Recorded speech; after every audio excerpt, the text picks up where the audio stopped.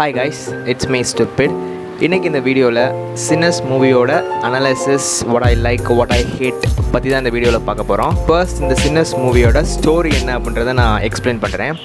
அதாவது smoke and Stack அப்படின்ற ஒரு ட்வின்ஸ் இருக்காங்க. அவங்க ரெண்டு பேரும் மிசிசிப்பியில் ஒரு மில் பை பண்ணி அதில் ஒரு கிளப்பு மேக் பண்ணுறாங்க. அந்த கிளப்போட நேம் வந்து கிளப் ஜூக். அதாவது இந்த படத்தை ஸ்டேஜ் பண்ண இயர் எப்போனா 1932 நடக்கிற மாதிரி தான் காமிச்சிருப்பாங்க. 1932 ஏன் பர்டிகுலராக வச்சுருக்காங்க அப்படின்னா, அந்த டைம் பீரியடில் பிளாக் பீப்புள்ஸ் வந்து ஒயிட் பீப்புளுக்கு ஸ்லேவாக நடத்தப்பட்ட டயத்துலேருந்து கொஞ்சம் அதிலேருந்து ஃப்ரீடம் கிடச்சி இருந்த ஒரு டைம் பீரியடு. ஆனால் அப்போயும் பிளாக் பீப்புள்ஸ் வந்து ஸ்லேவாக தான் நடத்தப்பட்டு இருந்தாங்க. But some black people somehow get the freedom to act free அப்படின்ற ஒரு டைம் பீரியட் தான் இந்த 1930s அதுக்கடுத்து நடந்த இயர் ஃபுல்லாமே. அதே டைம் பீரியடில் நிறைய கிளப்பு வந்து ஒயிட் பீப்புள் வந்து மேக் பண்ணி அவங்கவுங்க பீப்புளுக்காக பார்ட்டி பண்ணிக்கிட்டு இருந்திருப்பாங்க. பட் பிளாக் பீப்புளை வந்து அந்த ஒயிட்ஸோட பார்ட்டிக்குள்ளே வந்து என்டர் பண்ணவே விட்டுருக்க மாட்டாங்க. ஏன்னா என்ன தான் ஃப்ரீடம் கிடச்ச பிளாக் பீப்புளாக இருந்தாலும் அவங்க வந்து not permit to enter their whites club அப்படின்றனால இந்த ஸ்மோக் அண்ட் ஸ்டேக் அப்படின்ற ட்வின்ஸ் வந்து தன்னோட பீப்புளுக்காக ஒரு கிளப் மேக் பண்ணணும்னு சொல்லிட்டு மிசிசிப்பியிலேருந்து வந்து மேக் பண்ணுறாங்க. இவங்க அந்த கிளப் மேக் பண்ணுறதுக்கு முன்னாடி ஒரு 7 years பேக் வந்து சிக்காகோவில் வந்து அவங்க நிறையா இல்லீகல் ஆக்டிவிட்டீஸ்லாம் பண்ணி இங்கே அது மூலயமா கிடைச்ச மணியை வச்சு தான் இப்போ இங்கே மிசிசிப்பி வந்து இங்கே அந்த கிளப் மேக் பண்ணலான்ட்டு ஒரு பிளான் பண்ணியிருக்காங்க. அவங்க எப்போ மிசிசிப்பி வராங்களோ அப்போ அந்த கிளப்பு மேக் பண்ணுறதுக்கு உள்ள நிறைய பொருட்கள் தேவை, நிறைய ஆட்கள் தேவை அப்படின்றனால இவங்களுக்கு ப்ரீவியஸாக தெரிஞ்ச ஃப்ரெண்ட்ஸ் எல்லாருமே கூப்பிட்டு வராங்க. பொதுவாக ஒரு கிளப்புனா தேவையானது என்ன, ஃபுட் இருக்கணும், மியூசிக் இருக்கணும், இந்த மாதிரி ஒவ்வொரு ப்ரொஃபஷனில் இருக்க பீப்புள்ஸையுமே கொண்டு வந்து அந்த கிளப்பை மேக் பண்ணுறாங்க. ஸோ இப்போ கிளப்பை மேக் பண்ணி முடிச்சிட்டாங்க. நைட்டு பார்ட்டி பண்ண ஸ்டார்ட் பண்ணிட்டாங்க. எல்லாம் நல்லபடியாக நடந்துக்கிட்டு இருக்குது, பார்ட்டியும் ஸ்மூத்தாக போய்கிட்டு இருக்குது. பட் அப்போ சம் ஒயிட் பீப்புள்ஸ் வந்து என்டர் ஆகி நாங்களும் உள்ளே வரணுன்ற மாதிரி ஆர்கியூ பண்ணுறாங்க.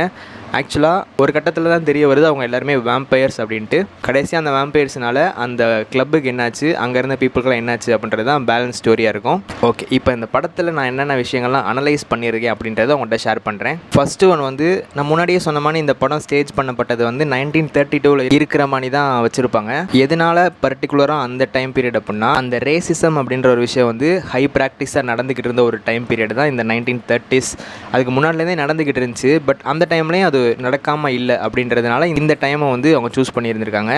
இப்போ தான் நம்ம கேஸ்ட்டு, கம்யூனிட்டி, ரிலீஜன் அடிச்சுட்டு தெரியிறோம். பட் அந்த டைம் பீரியட்லாம் ஒன்லி பிளாக் அண்ட் ஒயிட் மட்டும்தான். அதுலேயும் பிளாக் பீப்புள் வந்து மஸ்ட் ஒபே டு ஒயிட்ஸ். அங்கே வந்து கேள்வியே கிடையாது. இதோட ரொம்ப மோசமான செயல் என்ன அப்படின்னா, பிளாக் பீப்புளை போய் பை பண்ணி அவங்கள ஸ்லேவாக நடத்தி ஒயிட்ஸுக்கு தேவையான எல்லா விஷயத்தையுமே இந்த ஸ்லேவை யூஸ் பண்ணி டன் பண்ணிக்கிட்டு இருந்திருக்காங்க. இந்த மாதிரி விஷயம் நடந்துக்கிட்டு இருக்குது அப்படின்றத இந்த படத்துலேயுமே ஒரு சீனாக வச்சுருப்பாங்க. இந்த கிளப்பை மேக் பண்ணுறதுக்கு பீப்புள்ஸ் வேணும் அப்படின்றக்காண்டி ஸ்மோக் ஒரு ஏரியாவில் போய் ஆள் சேர்த்துக்கிட்டு இருப்பான். அதே மாதிரி ஸ்டேக் ஒரு இடத்துல போய் ஆள் சேர்த்துக்கிட்டு இருப்பான். அப்படி சேர்க்குறப்ப ஸ்லிம் அப்படின்ற ஒரு சிங்கர் வந்து இருந்திருப்பார். அவர் வந்து இந்த ப்ளூ மியூசிக் மேக் பண்ணுற ஒரு பர்சன்.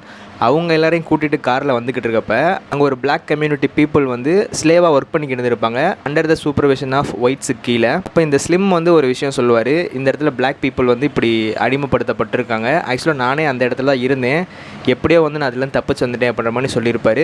ஆல்ரெடி சொல்லியிருந்தேன்ல, இந்த பிளாக் பீப்புள்ஸை வந்து ஸ்லேவாக நடத்திக்கிட்டு இருந்த டைம் பீரியட்லேயுமே சில பிளாக் பீப்புளை வந்து அவங்க கண்டுக்கிற மாட்டாங்க. சில பிளாக் பீப்புள் வந்து ஈக்குவலி டு ஒயிட் மாதிரி பிஹேவ் பண்ணிக்கிட்டு இருப்பாங்க அப்படின்னு சொன்னேன்ல. இப்போ இந்த ஸ்மோக், ஸ்டேக் இவங்க ஃபுல்லாக ஈக்குவல்ஸ் டு த ஒயிட். ஆக்சுவலாக அந்த கிளப்பு வாங்குறதுக்கு முன்னாடி அது இருந்த பிளேஸ் வந்து ஒரு மில்லாக தான் இருந்திருக்கும். அந்த மில்லோட ஓனரே ஒரு ஒயிட் தான். அவங்ககிட்ட தைரியமாக நின்று பேசி காசு கொடுத்து ஒரு பொருள் வாங்குற மாதிரி வந்துட்டாங்க. அதாவது ஒயிட்ஸ் தான் ஃபஸ்ட்டு காசு கொடுத்து பிளாக் பீப்புளை ஸ்லேவாக வாங்கிட்டு இருந்தாங்க. இப்போ பிளாக் பீப்புளே ஈக்குவலாக ஒயிட்ஸ்ட்டை வந்து பிஸ்னஸ் பேசி ஒரு ப்ராப்பர்ட்டி வாங்குற அளவுக்கு க்ரோ ஆகிட்டாங்க அப்படின்றது தான் அந்த சீனில் சொல்லியிருப்பாங்க. இன்னொன்று, அந்த ஸ்லிம் வந்து அந்த பிளாக் பீப்புள் எல்லாரையும் தெரியும், நானும் அந்த இடத்துல ஸ்லேவாக இருந்திருக்கேன்றதை சொல்கிற சீனும் ஒரு மாதிரி டச்சிங்காக இருக்கும். செகண்ட் ஒன் வந்து ஸ்டேக் வந்து அட் த எண்டு வேம்பயராக மாறிடுவான். அவனை ஒரு ரூமில் லாக் பண்ணிவிட்டு எல்லாம் வெளியே இருப்பாங்க. அப்போ அவனுக்கு வந்து வேம்பயர் ஆனக்கப்புறமா அவன் வந்து நார்மல் பீப்புளில் நடக்கிற மாதிரி பிஹேவ் பண்ணுவான். அப்போ வெளியே இருக்க ஸ்மோக் வந்து உள்ளே இருக்க ஸ்டேக்கிட்ட வந்து நீ யாருன்னு கேட்பான். அப்போ ஸ்டேக் வந்து நான் தான் ஜிம் க்ரோ, தெரிலையா, கதவை தரோடா, நான் தான்டா ஸ்டேக் அப்படின்ற மாதிரி ஒரு விஷயம் சொல்லியிருப்பான். That's you? Nah, fool, it's Jim Crow. Nigga, of course it's me. Open the door. ஆக்சுவலாக ஜிம் க்ரோனா யார்? இந்த படத்தில் யாருமே ஜிம் க்ரோன்னு இருந்திருக்க மாட்டாங்க. ஒரு ஃபேமஸான ஃபிகராகவும் அது இருந்திருக்காது. பட் ஏன் அந்த இடத்துல யூஸ் பண்ணியிருக்காங்க அப்படின்னா, ஜிம் க்ரோ அப்படின்றது வந்து ஒரு ஷோவில் யூஸ் பண்ணுற ஒரு கேரக்டரோட நேமு. 1882 இந்த டைம் பீரியட் தான் அந்த ரேசிசம் அப்படின்றது வந்து ஸ்டார்ட் ஆகி பீக்காக இருந்த ஒரு டைம் பீரியடு. அந்த ஸ்டேஜ் ஷோவில் வந்து என்ன பண்ணுவாங்க அப்படின்னா, ஒயிட் பீப்புள்ஸ் வந்து black colour powder, black colour பெயிண்ட்டை வந்து மூஞ்சில் பூசிட்டு பிளாக் பீப்புளை ஸ்ட்ரைட்டாக நம்ம அட்டாக் பண்ண முடியாது அப்படின்றனால ஒயிட் பீப்புள்ஸையே இந்த பெயிண்ட் பண்ணி அவங்கள வந்து அட்டாக் பண்ணுற மணி, ஹர்ட் பண்ணுற மணி, ரொம்ப சொல்லக்கூடாத டைலாக்ஸ், ரொம்ப சொல்லக்கூடாத அஃபென்சிவான விஷயங்கள்லாம் பண்ணிக்கிட்டு இருந்திருப்பாங்க. இந்த ஆக்ட் பேர் தான் ஜிம் க்ரோ. லேட்டராக வந்து இந்த ஜிம் க்ரோ அப்படின்றத வச்சு இது வந்து நார்மலான ஒரு விஷயம் கிடையாது அப்படின்றனால 1965 அந்த டைம் பீரியடில் இது வந்து இப்படி பண்ணுறது தப்பு அப்படின்றத ரேசிசமே ஸ்டாப் பண்ணணும் அப்படின்றனால இந்த ஜிம் க்ரோ அப்படின்ற டேர்மை யூஸ் பண்ணி ஜிம் க்ரோ லா அப்படின்ற மாதிரி நிறையா விஷயங்கள் மேக் பண்ணி இவங்க எல்லாருக்குமே ஒரு ஃப்ரீடம் வாங்கி கொடுத்துருக்காங்க. அதாவது இப்போ தான் நம்ம இந்த ரேசிசம் அப்படின்ற சில விஷயமெல்லாம் நம்ம சொல்கிறது நமக்கு காமெடியாக ஒரு விஷயத்த சொல்லிட்டு போயிடுறோம், இல்லை ஃபன்னியாக ஒரு விஷயத்தை எடுத்துக்கிறோம். பட் உண்மையிலே இந்த ரேசிசம் வந்து ஃபீல் பண்ணவங்களுக்கு தான் அதோட பெயின் தெரியும். அந்த விஷயத்தை பற்றி ஒரு அட்ரஸ் பண்ணணும் அப்படின்றக்காண்டி தான் ஜிம் க்ரோ அப்படின்றத இந்த படத்தில் வச்சுருப்பாங்க. ஏன்னா இந்த படத்தோட டேரக்டருமே இவரோட ப்ரீவியஸ் படங்களும் சரி, இவரோட ஐடியாலஜியே பிளாக் பீப்புள் சஃபர் பண்ணது எப்படி நம்ம வெளியே இருக்க வேர்ல்டுக்கு தெரிய வைக்கணும் அப்படின்றதுக்கு ஒரு முயற்சி தான் இவரோட எல்லா படத்துலையுமே இருக்கும். இன்னொன்று, இந்த வேம்பயர்ஸ் இந்த இடத்துல இருக்குது இல்லை பக்கத்தில் இருக்குது அப்படின்றத சொல்கிறத சிம்பாலிக்காக பேட்ஸ் மூலயமா சொல்லியிருப்பாங்க. ஃபஸ்ட்டு இந்த படத்தில் வேம்பயர் என்ட்ராகிற சீன் வந்து ஒரு வீட்டில் வந்து ஹெல்ப் கேட்குற மாதிரி போயிருக்கும். அந்த வீட்டு சீன் முடிச்சுட்டு வெளியே வரப்போ பார்த்தோம்னா அந்த வீட்டோட ரூஃபில் வந்து 3 பேட்ஸ் உட்காந்துருக்க மாதிரி காமிச்சிருப்பாங்க.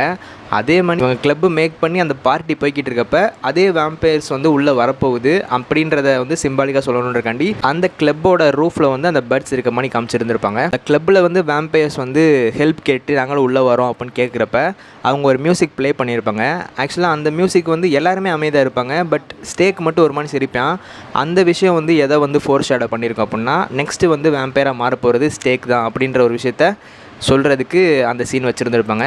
அதே மாதிரி இந்த படத்தில் ஸ்டார்டிங்லேருந்து கடைசி வர ஸ்மோக்குக்கு வந்து ஸ்மோக் பண்ணவே தெரிஞ்சிருக்காது. ஏன்னா படத்தோட ஸ்டார்டிங்லேருந்து ஸ்மோக்குக்கு வந்து யாராவது ஒரு ஆள் தான் சிகரெட் கொடுத்துருப்பாங்க. டேரெக்டாக அவனாலே ஒரு விஷயத்த ரோல் பண்ணி ஸ்மோக் பண்ணியிருக்க முடியாது. ஏன்னா ஹி ஹேஸ் சம் கண்டிஷன்ஸ் அப்படின்றனால அவனால் ரோல் பண்ண முடியாதுன்றத படத்தில் கிளைமேக்ஸில் வந்து ஒரு சீனாகவே வச்சுருந்துருப்பாங்க. சப்போஸ் பக்கத்தில் யாருமே சிகரெட் கொடுக்கறதுக்கு இல்லை அப்படின்னா பைப்பில் ஸ்மோக் பண்ணுற சீனை வச்சுருந்துருப்பாங்க. அவனால் அந்த ஸ்மோக் பண்ணுற விஷயத்தை பண்ண முடியாதுன்றதை ஃபோர் ஷேடோ பண்ணணுன்றக்காண்டி இந்த விஷயத்தை மேக் பண்ணியிருப்பாங்க.